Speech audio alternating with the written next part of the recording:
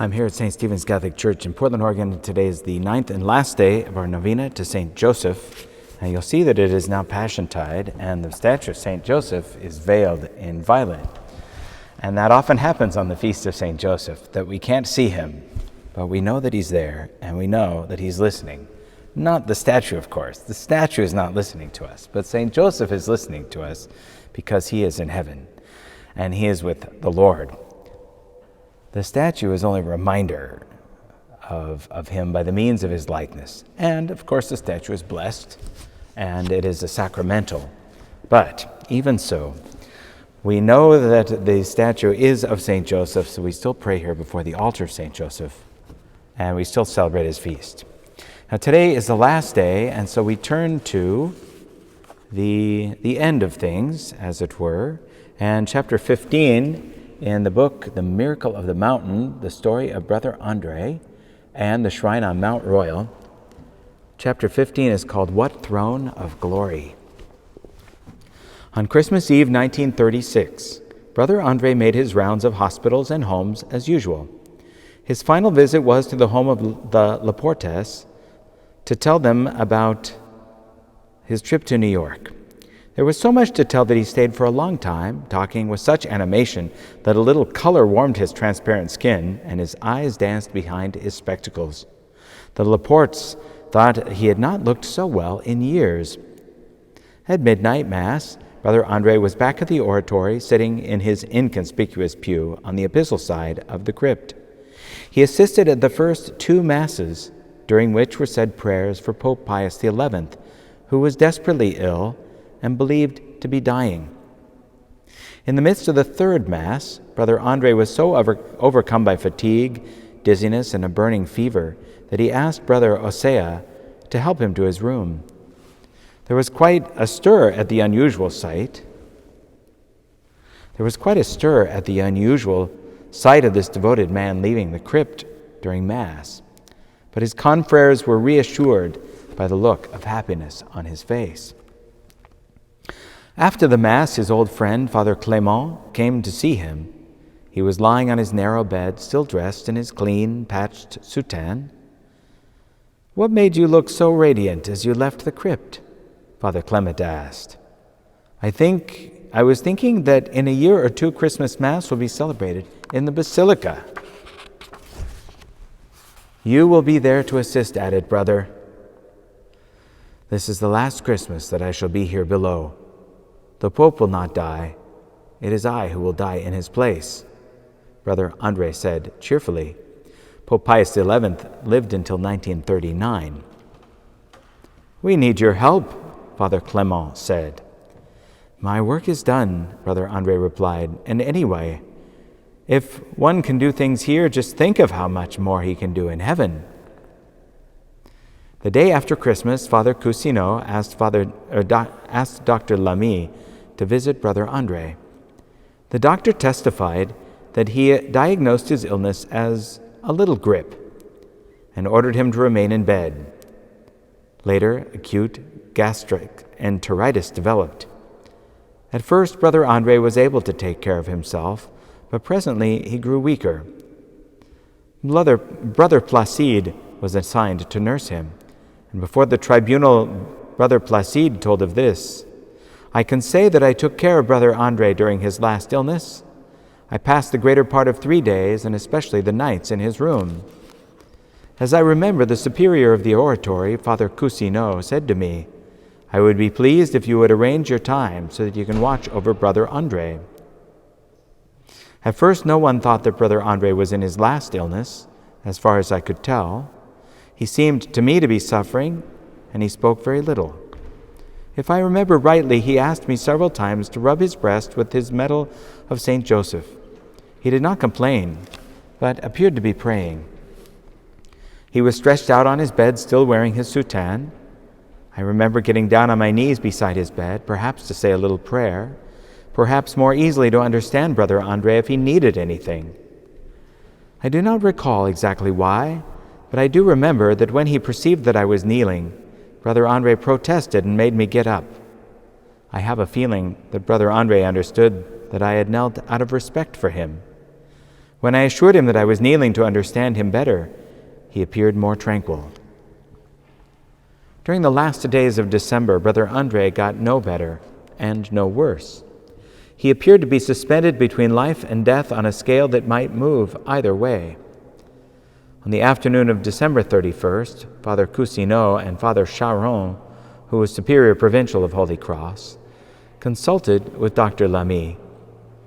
He testified, "They asked me whether, in view of the New Year's Day visits which Brother André would inevitably receive if he stayed at the oratory, and also in view of the state of his health, which necessitated special care which he could not get in the infirmary of the community, what would be the best course to follow?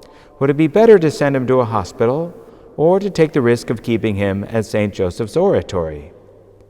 I immediately chose the hospital and made sure that the authorities of the little hospital run by the Sisters of Hope at Saint Laurent had a room for Brother André. The superior left it to me to decide the question of the hospital.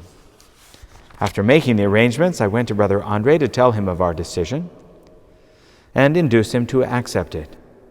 At first, I evaded telling him that a room was already reserved at the Saint Laurent Hospital.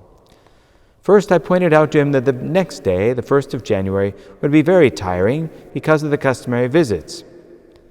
Then I said, "How would you like to hide yourself someplace?" Smiling, he acquiesced in this project. I suggested the Hôtel Dieu, which did not seem to please him. "What would you say," I asked him, "to a little corner in the Saint Laurent Hospital?" His face became radiant at the suggestion, and he agreed completely. Father Cousineau then came to see his confrère and tell him officially that he must go to the hospital, though he does not say so in his testimony. Father Cousineau was terribly worried. His devotion to Brother André was so great that the normal relationship of superior to lay brother might almost have been reversed had it not been for the discipline of the order, which both men respected and obeyed. Well, the ambulance arrived between 8 and 9 that evening. Brother André was carefully wrapped in so many blankets that he was quite lost. Only his wrinkled brown face was visible to his saddened confrères, who stood looking down at the stretcher in which he lay. He grinned up at them and said, "I look like somebody going to the North Pole." Brother Placide rode with him to the hospital. He testified, "I accompanied Brother André on the journey in the ambulance. I remember that they had bundled him in a great many warm coverings to guard against a chill. Brother André, bundled up like that and fastened to the stretcher by tight straps, asked me several times to loosen him lest he suffocate. I encouraged him to have patience, saying that he would soon arrive. So they brought Brother André to the narrow, white, wooden-walled room at Saint Laurent. And the next day, New Year's Day, 1937, Father Cousineau came to visit his little brother. He found him lying contentedly in the white iron bedstead. Before the tribunal, the superior said, "When I asked him if he suffered greatly, he replied, 'Yes, I am suffering, but I thank God for according me the grace of suffering, for I have so great a need of it.' And he added, 'One does not think enough about death.'" As his superior sat beside the bed comforting him, the saintly little brother made a touching acknowledgement of his humble awareness of his human frailty. Father Cousineau testified, "It was then that he said to me, 'I have something to ask of you. Pray for my conversion.'" Brother André's nurse at Saint Laurent was Sister Marie de Saint-Camille of the Sisters of Hope. She told the tribunal, "I wish to say that I have great confidence in the intercession of Brother André because I was his nurse for 7 days, and I noted many extraordinary things about him. Before that, I was somewhat skeptical about the efficacy of Brother André's visits. Not that I lacked confidence in the virtue of this religious, but I did not see the need for this ancient one to discommode himself by coming to see the sick. One could as well have just asked him to pray for the sick." However, when Brother André fell into the final coma, visitors were permitted to approach him, and I was astounded by the great number of visitors who came close to Brother André and touched his clothes or belongings. I interpreted this as a manifestation of a great faith in the virtue of Brother André among all those people. During that time, thousands of people passed before Brother André day and night. They brought Brother André in an ambulance from St. Joseph's Oratory. I remember that he was wearing his complete costume as a religious, including his clerical collar. At the beginning, Brother André was able to drink by himself, but I noticed that he did so with great difficulty because his hand trembled. I hazarded and offered to help him. He accepted. I had heard that Brother André was very reserved and distant with women. I was a little embarrassed when I said to him, "My brother, I must now make your toilette." Brother André accepted quite simply. With another sister, I bathed his face and hands and rubbed his back. He accepted, murmuring, "This must be very humiliating for you, sister." Then I asked, "My brother, what may I prepare for you to eat?" He answered, "Boil some water. Mix a little flour and salt in water, and then dump it in the boiling water, stirring it so as to make a little gruel." The first time I used cornstarch because it was milder. When I served him, Brother André said with slight malice, "My sister, that is not flour you put in here." I admitted that it was cornstarch. The cornstarch seemed to upset him. After that, I made the flour gruel 6 or 7 times following Brother André's instructions, and strangely, this stuff that I called paste, this unappetizing mélange, Brother André appeared to enjoy, and his stomach retained it. On the morning of January 2nd, Brother André declared that his right arm had become very painful. In the absence of Dr. Lamy, I asked the Father Rector of the Oratory, Cousineau, to send a substitute. The rector suggested Dr. Joseph Michel Badeau of the town of Saint-Laurent. He came to see the invalid and prescribed oxygen and injections of a mild sedative. Brother André slept for about an hour, and when he awoke, he said, smiling to the doctor, "I think the sister has given me a sedative. One can't trust these sisters." In front of me, Brother André had said to the doctor, "Do not give me drugs." We understood him to mean that he did not want morphine, and we respected his wish. One time when I was helping him to eat, he said, "You have a vocation of patience," to which I replied, "Not like yours." It was then that Brother André said, "If only people would tell me what they want right off, it would be much less tiring. But after all, they have so much misery." He was very patient. His only plaint was, "My God, how I suffer." He did not seem worried about anything. He said many times that he had more faith in prayer than pills. And many times he said, "Heaven is so beautiful that it is worth all the trouble with which one prepares for it."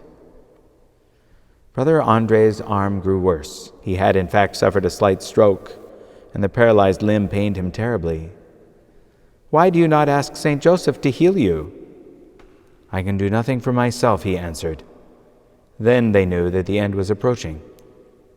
Father Cousineau, who spent almost all his time at the hospital, wrote a beautiful account of Brother André's last few days. There is no fact in it to which he did not later testify under oath. But before the tribunal, the superior spoke in a dry, matter-of-fact manner, because he knew that the judges might be prejudiced by a show of emotion. In a short article in the Annals of St. Joseph, written at the moment of great loss, there is no such restraint, because it reflects the sorrow and exultation of Father Cousineau and those other confreres and friends of Brother André, who gathered at his bedside and filled the corridors of the primitive little hospital. It is, in a sense, more truthful than his sworn testimony, and for this reason it was embodied in the Appendix Responsio of the official record of the cause, and will be quoted here.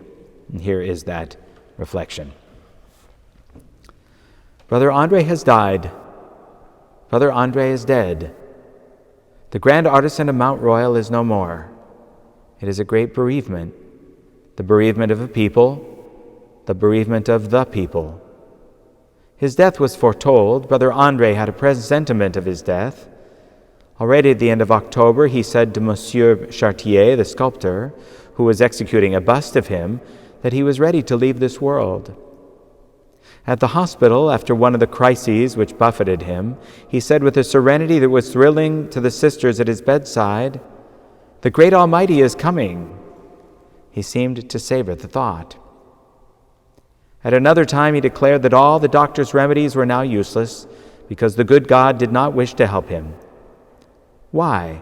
He asked himself, and found the answer that he sought in calm acceptance of the will of God. He smiled in the face of death. Was he discouraged? On the contrary, until the end he kept that faint smile of his, that slightly teasing smile which gave such charm to his conversation. He said to the sisters, whom he had to call for help more often than he liked, "It's your old nuisance who rings again." His arm was stricken, and little by little the paralysis crept down it. In telling the nurses about it, the brother said, "My arm is a communist. He makes me suffer. The spiteful fellow will not let me alone." And the brother laughed so heartily that his whole body shook, as he used to laugh when he was in good health. He offered his life willingly to God.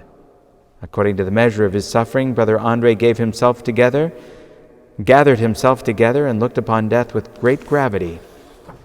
When he said to me, "Pray for my conversion," that was his first great offering, for he accepted the coming of death as atonement for his sins, and he wished us to know that this was how he felt.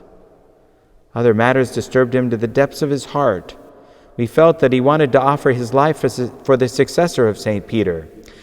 He wanted to know about the Pope. "Does our Holy Father suffer much?" he asked. And in one of his last conscious moments here below, he said to the sister at his bedside, "My hand is swollen. I am paralyzed, like the Pope." He also prayed and worried about the troubles in Spain, of which he talked seriously. Nor was his community forgotten in his last moments. But the thought which occupied him most was his work at the oratory. Twice he said in unequivocal words, "It will go forward. The temple of St. Joseph will be completed." The thing which the guardians of Brother André's last hours admired most in the final moments before the great silence of his coma was the grateful joy which welled up in his heart. At 11 o'clock in the evening of January 4th, in the midst of the terrible pain which seized him, he breathed forth in a hymn of love his faith in the power and the charity of God. And he, who was always so silent about the work of the oratory, felt a need to speak of the blessings that had been accorded on Mount Royal at the feet of St. Joseph.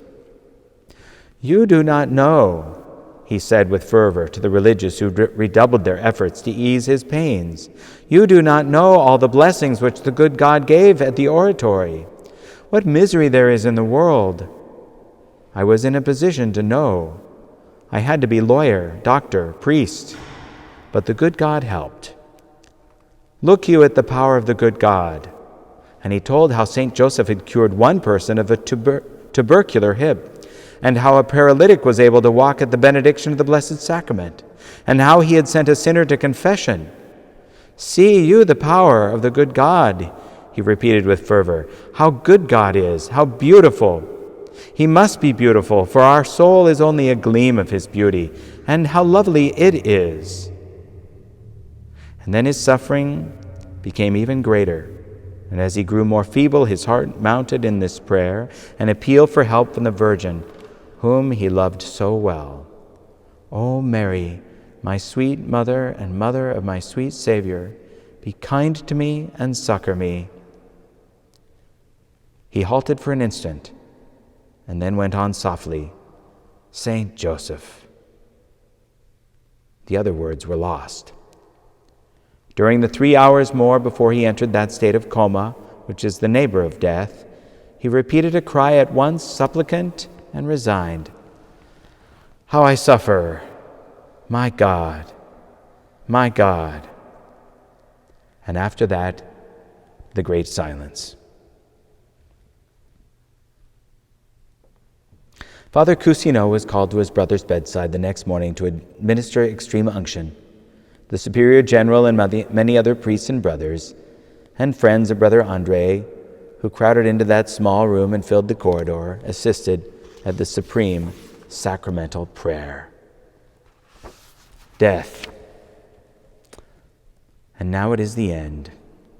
A great effort, and with an assuaging serenity, death has taken him who soothed so many miseries, physical and moral, who dried so many tears and eased so many burdens. It is 50 minutes after midnight. We weep. Ours is not a sadness of despair. It is like a homesickness for heaven, which overwhelmed us at that moment.